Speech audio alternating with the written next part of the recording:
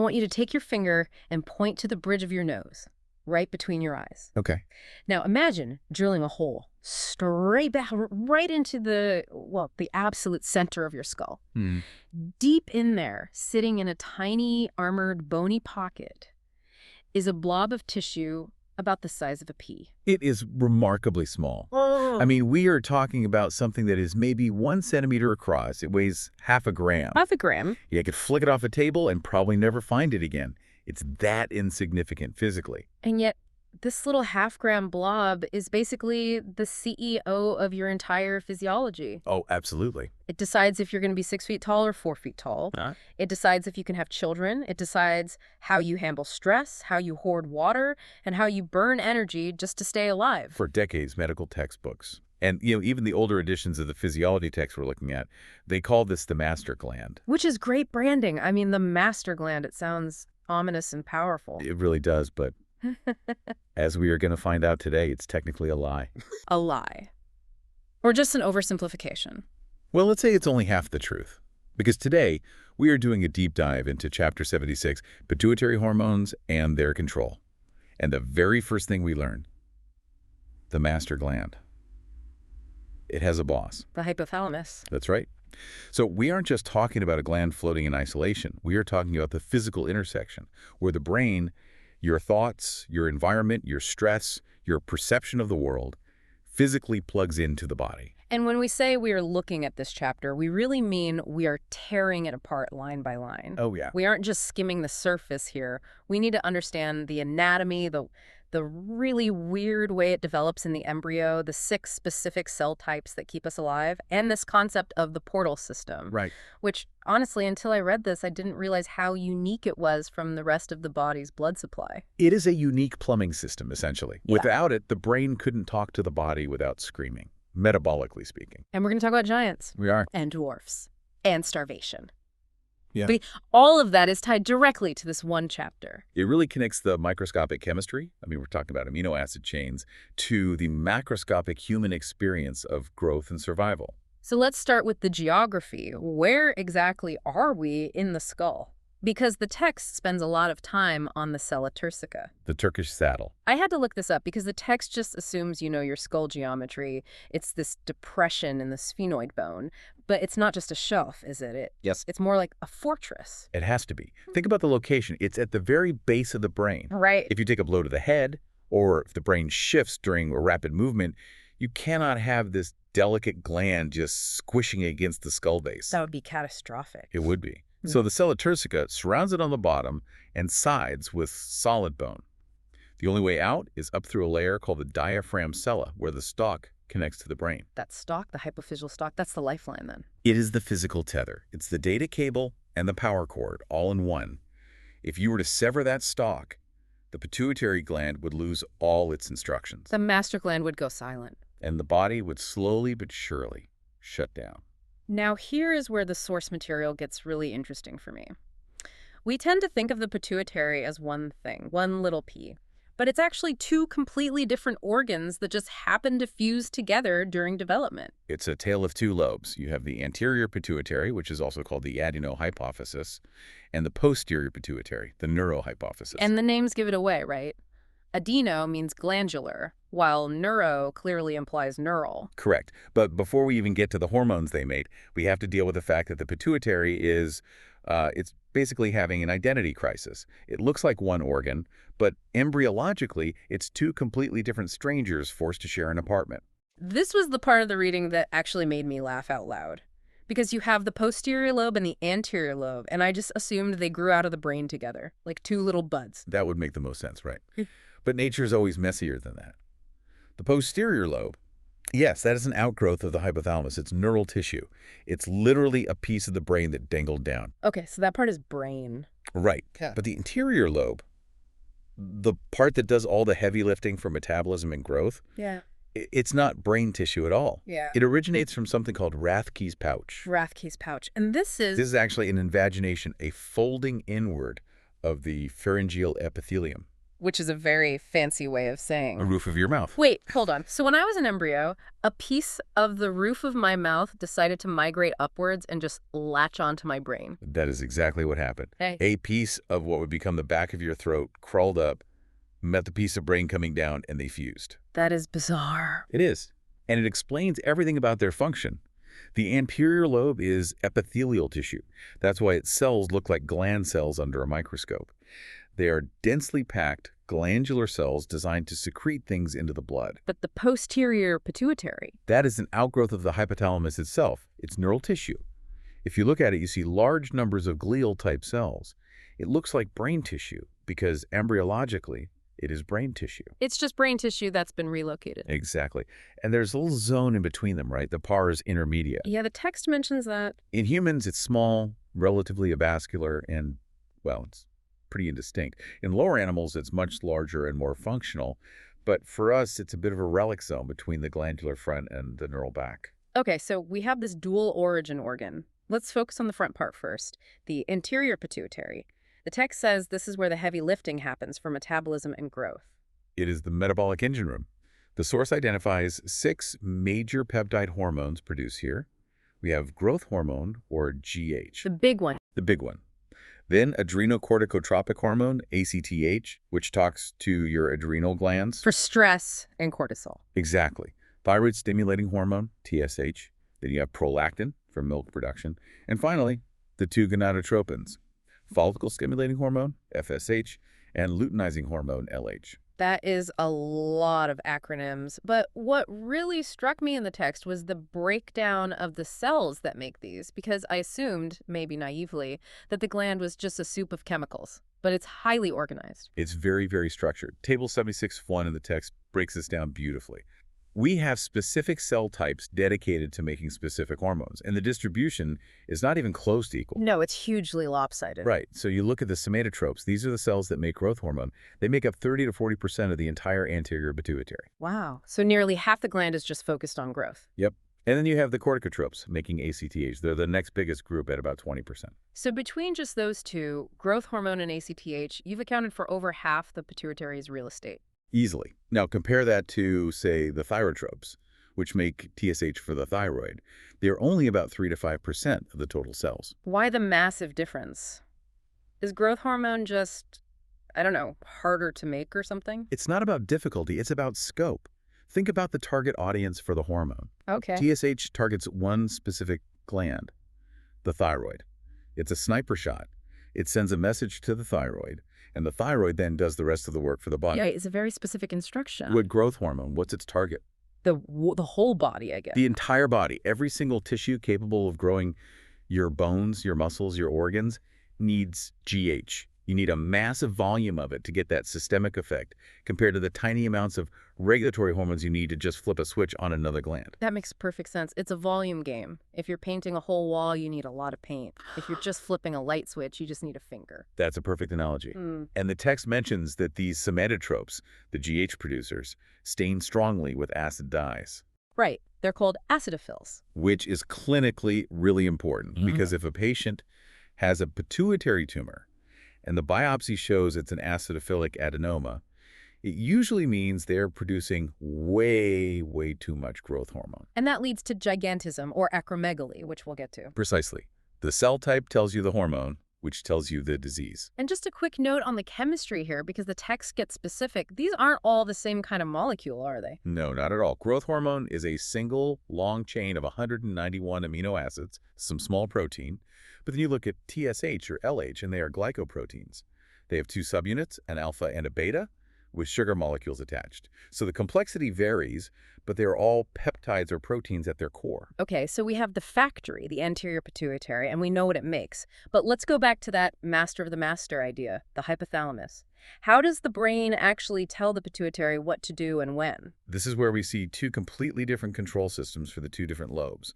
It goes back to their different origins. Okay, let's start with the anterior, because that involves this portal system I mentioned earlier. This seems really important. It's critical. The anterior pituitary has almost no direct nerve supply.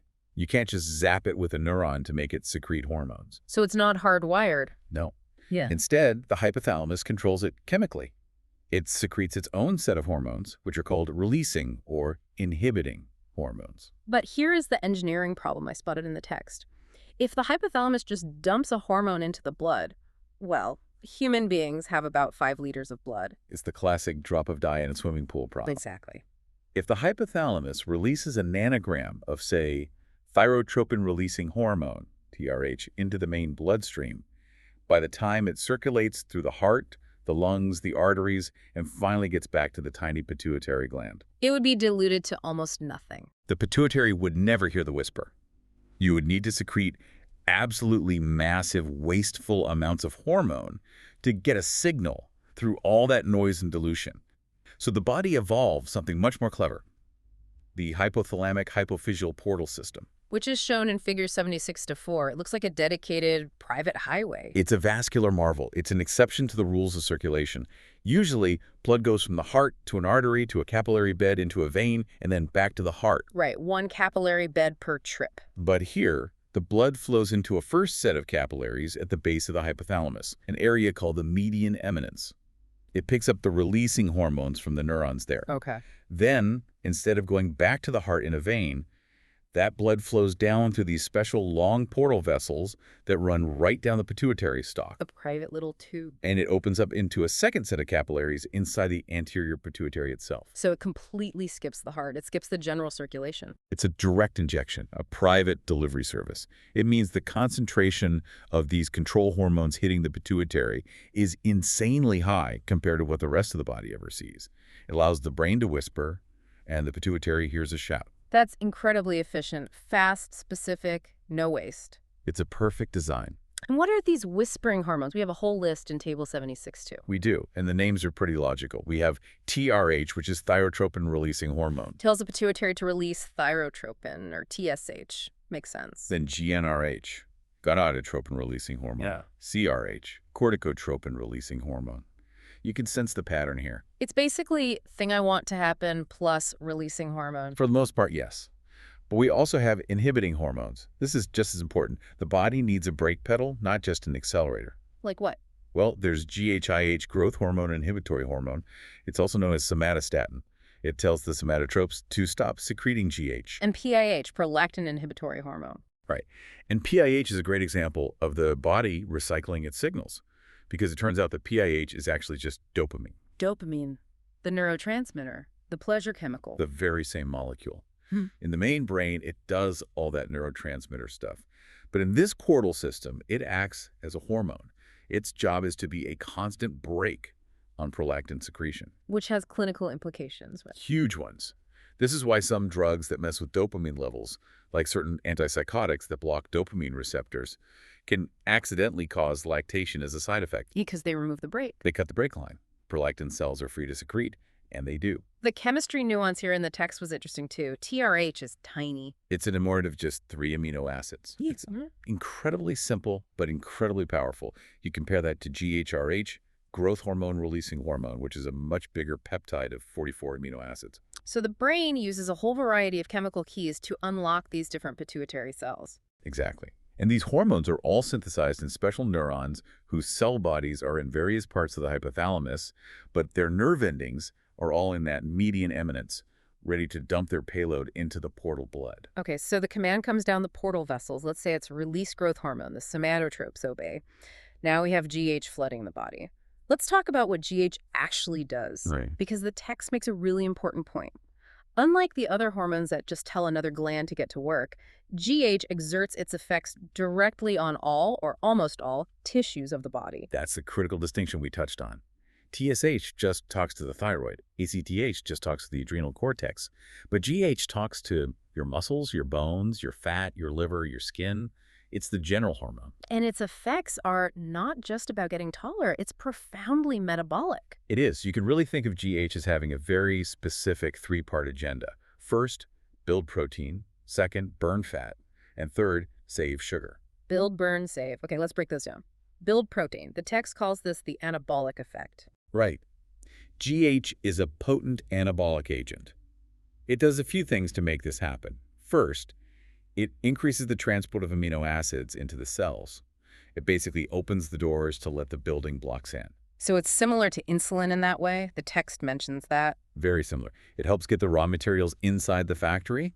Once the amino acids are inside, GH kicks the ribosomes into high gear to translate RNA into new proteins more quickly. So it brings in the bricks and then yells at the construction workers to build faster. That's a great way to put it.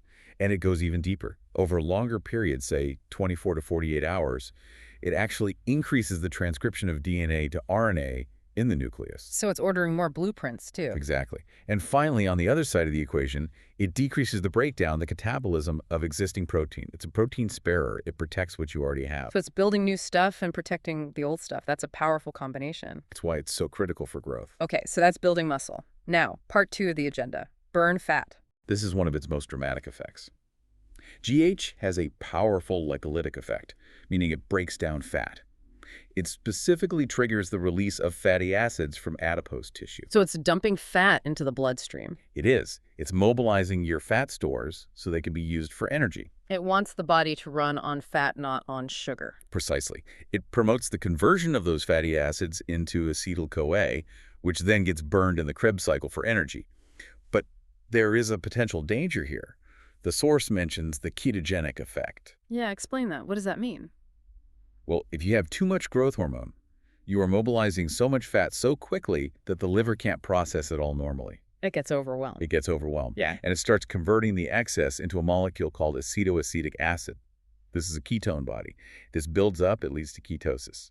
You can actually develop a fatty liver from excessive GH. So it's a delicate balance. You want fat burning, but not so much that you turn the blood acidic and clog up the liver. Correct. Which brings us to the third pillar of the agenda. Save sugar. And this is where we need to talk about the dark side of growth hormone. The dark side. Because the text mentions something that sounds completely contradictory at first. It says that growth hormone is diabetogenic. Right, which means diabetes causing. How can a hormone that builds muscle and burns fat cause diabetes? This is a crucial concept. We usually think of GH as building things. But to build things, you need energy. And GH wants that energy to come from fat. Okay, so GH tells the body to burn fat. Right. But at the same time, it tells your muscles and your fat cells a very important message. Do not eat any sugar. It actually blocks glucose uptake. It creates massive insulin resistance. Yeah. It effectively locks the doors of the muscle and fat cells so that glucose can't get in. Insulin comes knocking with sugar, but GH has barred the door. So if the sugar can't get into the cells, it stays in the blood. Your blood sugar starts rising. Exactly. The pancreas sees this high blood sugar, panics, and dumps out even more insulin to try to control it. But the insular still doesn't work because GH is blocking it. So now you have pathologically high blood sugar and pathologically high insulin. That is the very definition of type 2 diabetes. Why? Why would the body design a system that gives you diabetes just to grow? It seems like a terrible design flaw. It does, until you look at the trigger. Yeah. What is the #1 most potent physiological trigger for GH release?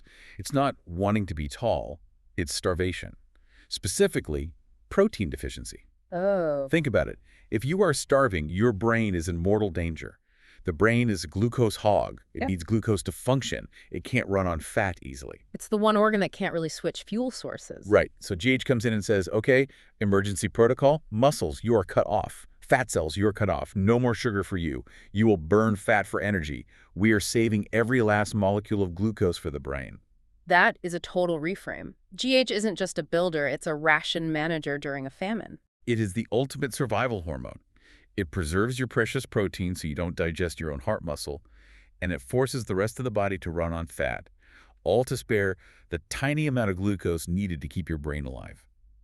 The diabetogenic effects is actually a brain-sparing survival mechanism. That makes so much more sense now. Okay, speaking of structure, let's talk about bones, because that's the most visible sign of growth.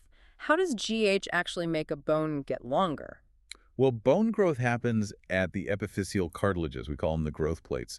They're at the ends of all the long bones. These are the gaps of cartilage between the main shaft of the bone, the diaphysis, and the end cap, the epiphysis. Right. And GH has a few effects here. It causes the cartilage cells there, the chondrocytes, to multiply and deposit new cartilage. At the same time, it helps convert older cartilage cells into osteogenic cells, which then lay down new bone. So you're adding cartilage at one end of the plate and turning it into bone at the other. And that process physically pushes the end of the bone further away from the shaft. The bone lengthens. But this process stops eventually for all of us. It does. In late adolescence, under the influence of sex hormones, the cartilage gets used up. The bony epiphysis fuses with the shaft, and that's it. The growth plate is gone. You cannot get taller after that point. But the text says you can still grow bone even as an adult, just not in length. Correct. You can still grow membranous bones. Think the jaw, the skull, the facial bones. These don't have epiphyseal plates. So how do they grow? Even after the long bones fuse, GH can stimulate the osteoblasts on the surface of these bones to deposit new bone. At the same time, osteoclasts inside remove old bone. So the bone just gets thicker and denser. Thicker, heavier, and changes shape. This is why people with excess GH as adults don't get taller, but their jaws protrude and their foreheads develop these heavy, bony ridges. The skeleton is remodeling itself. Okay, now here is where the deep dive really earns its name. There was a mystery in the text that I found fascinating. We know GH makes bones grow, so logically, if you take some bone and cartilage cells in a petri dish and pour growth hormone on them, They should multiply like crazy, right? that was the assumption for 50 years. And nothing happened. The bone cells completely ignored the growth hormone. Which makes absolutely no sense. We know for a fact that giants have too much GH. We know dwarfs have too little. How can the very cells we're talking about not care about it? It's a total paradox. It is. And the answer is that GH is the general, but it doesn't actually fight the war itself. It picks up the phone and calls the liver. It delegates. It has a middleman. Exactly. The liver receives the GH signal, and in response, it produces a family of small proteins called somatomedins. Somatomedins. Specifically, the most important one is called somatomedin C, which is now better known as insulin-like growth factor 1, or IGF-1. So this is what actually makes the bones grow. This is the stuff. If you pour IGF-1 on those bone cells in the petri dish, they grow. GH is the manager, but IGF-1 is the worker actually laying the bricks. And the source gives us a fascinating real-world proof of this concept, the African pygmies. This was the example that really made it all click for me. Me too. African pygmies have a congenital inability to synthesize significant amounts of IGF-1.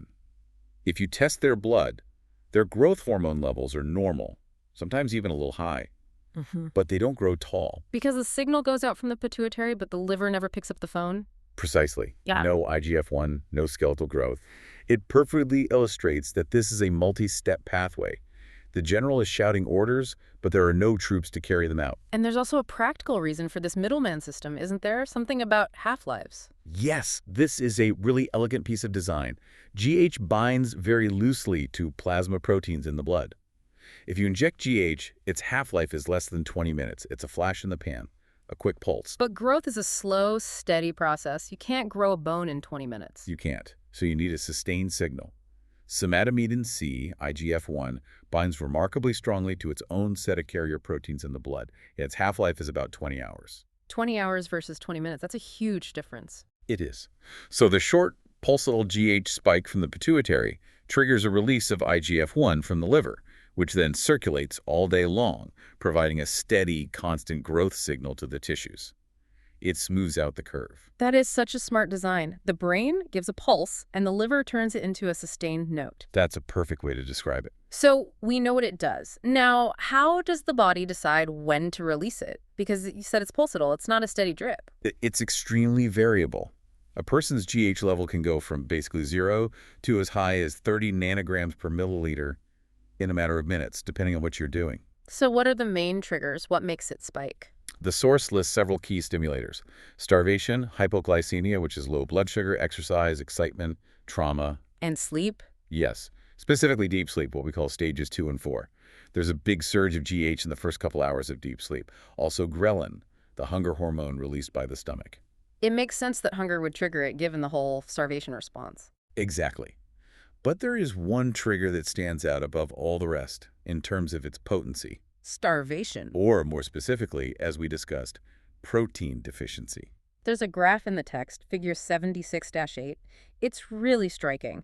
It shows children with kwashiorkor. Kwashiorkor is a condition of severe protein malnutrition. They might be getting enough calories from carbohydrates, but almost no protein.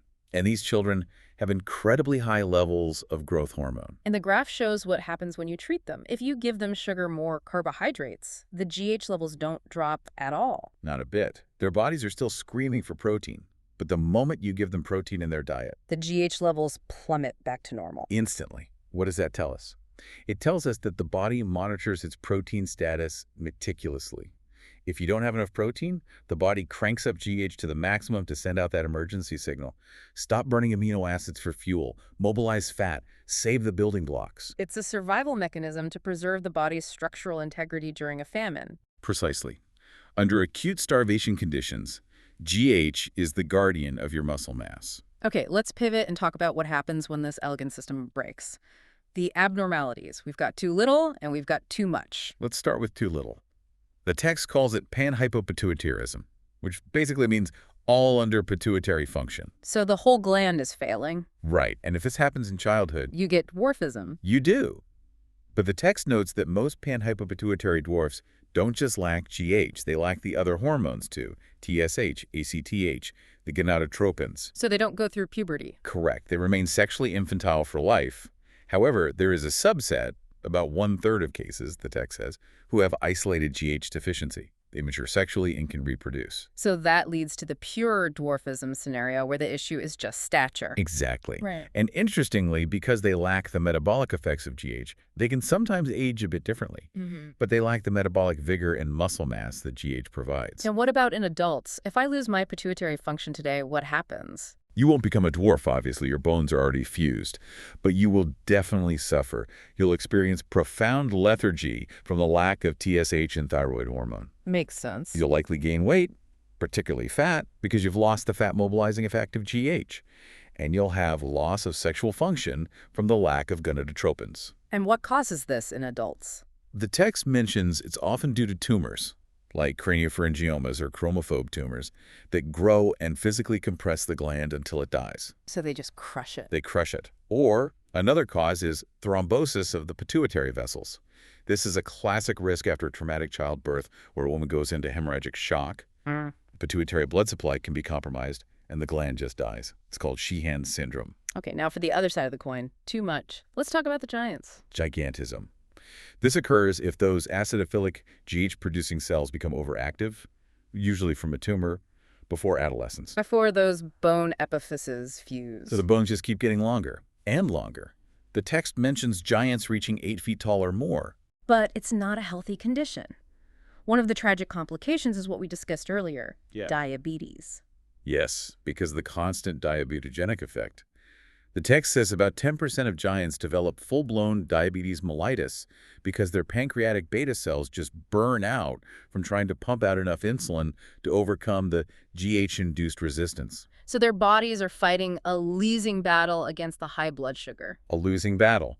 And eventually, if the tumor is left untreated, the person often develops panhypopituitarism because the tumor grows so large it crushes the rest of the healthy gland tissue. So the giant eventually becomes weak and lethargic. Exactly. It's a very tragic physiological arc. And what if the tumor starts after adolescence, after the bones have fused? Then you get acromegaly. Acro means extremity, and megaly means enlargement. Enlargement of the extremity. Exactly. The long bones can't grow in length, so the membranous bones and soft tissues grow instead. The hands and feet get huge. The text mentions needing size 14 shoes or larger. And the face changes dramatically, the jaw jutting forward. That's called prognathism. The lower teeth end up in front of the upper teeth. The nose grows, the forehead develops bony supraorbital ridges. The tongue grows, a condition called macroglossia. Even the internal organs, the liver, the kidneys enlarge. And the hunchback posture. Kyphosis. That's because the vertebrae, which can still grow, thicken, and change shape, leading to a curvature of the spine. It's a profound and disfiguring physical transformation. There is a really interesting section on aging here at the end of the GH discussion. The text compares the effects of normal aging to the effects of GH deficiency. It's a very provocative comparison. In adolescence, your plasma GH level is around 6 nanograms per milliliter. In old age, it can drop to 1.6 nanogram or even lower.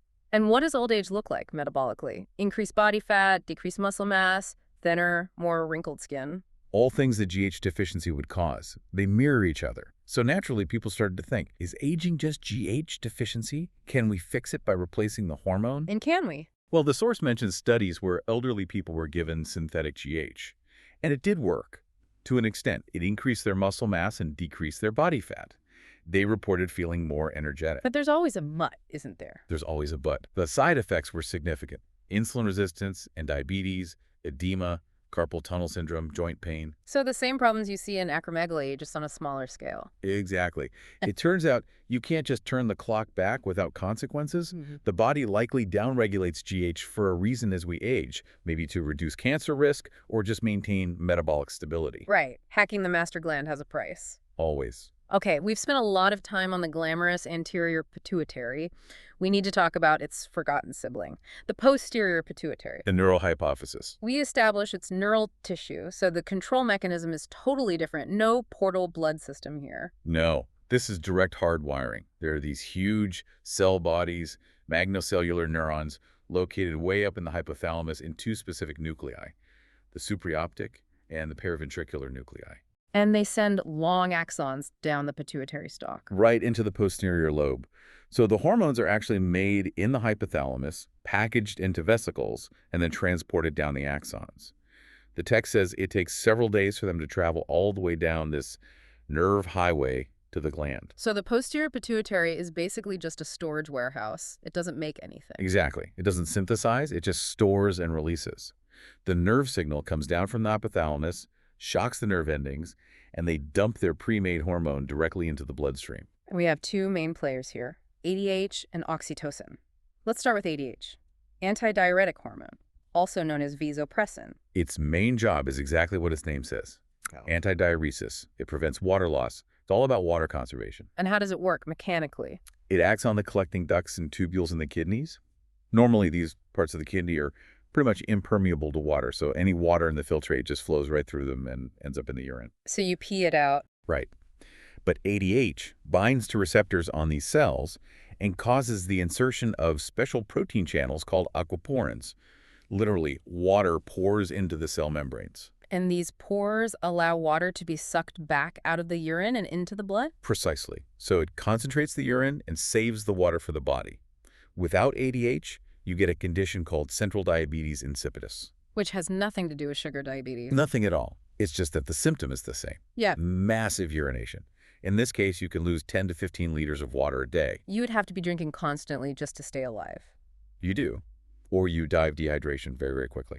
And the regulation for ADH is just pure physics, right? Osmosis. It is so elegant. There are specialized neurons in the hypothalamus called osmoreceptors. If your blood gets too salty, too concentrated, or hypertonic, which happens when you're dehydrated, water leaves these receptor cells by osmosis. They physically shrink. And the shrinking is what triggers the signal. Yes. The shrinkage causes them to fire nerve impulses, sending a message to the posterior pituitary.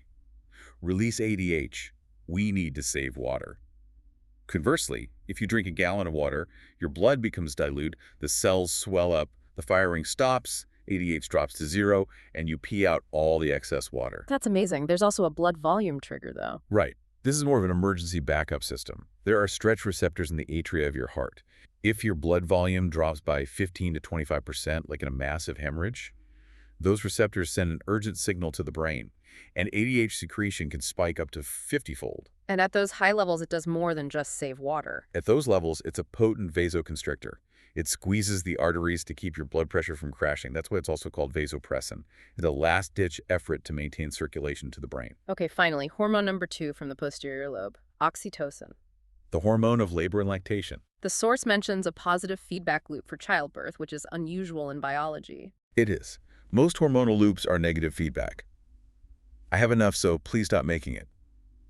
Oxytocin is one of the few positive feedback loops. The baby's head stretches the cervix. That stretch sends a nerve signal to the brain. To the hypothalamus. Right. The brain then releases oxytocin. Oxytocin travels to the uterus and causes it to contract more forcefully. The contraction pushes the baby's head down, stretching the cervix even more. Which causes more oxytocin to be released. Exactly. The signal spirals up and up, getting stronger and stronger until the baby is born, which finally breaks the cycle. And then after the baby is born, lactation. But we need to be very clear here. Prolactin from the anterior pituitary makes the milk. Yes, prolactin fills the factory. But oxytocin is the delivery truck. It causes what's known as milk ejection or letdown. And how fast is that reflex? Incredibly fast. The baby suckles on the nipple. The sensory signal travels up the spinal cord to the brain. The hypothalamus signals for oxytocin to be released. The oxytocin travels through the blood to the breast and causes tiny little muscle-like cells called myoepithelial cells, which surround the milk glands, to contract. The milk is squeezed out into the ducts. The text says this whole process happens in less than a minute of suckling. It's an amazing coordination, from a sensory nerve on the skin to a brain nucleus to a hormone release to a muscle cell contraction, all in a matter of seconds. It's a perfect neurohormonal reflex. It connects the emotional and physical bond of mother and child directly to the endocrine system. So we've unpacked this pea-sized master. We've seen the anterior factory and the posterior warehouse. We've seen how it makes us grow, keeps us from drying out, and manages our entire metabolism. It's a testament to integration, Yeah. that portal system we discussed. That, to me, is the physical manifestation of the mind-body connection. It is literally where the brain, the nervous tissue, shakes hands with the body's glandular tissue. That's a really great way to put it. And when you think about the sheer power of these tiny molecules, a chain of 191 amino acids, or in some cases just 3 controlling the destiny of an 8-foot giant or ensuring the survival of a starving child, it's humbling. It really is. I find myself stuck on that thought about aging, though, the off switch.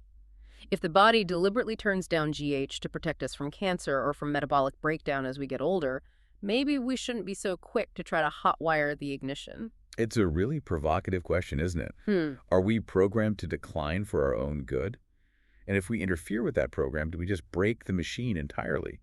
The biology seems to suggest that balance is far more important than just more is better. Well, on that note, I think I'm going to go appreciate my osmoreceptors. I suddenly feel quite thirsty. Go hydrate those shrinking cells. Thanks for listening to this deep dive. Hopefully, you now have a massive appreciation for the tiny, brilliant control center running the show from behind your eyes. Until next time. Catch you later.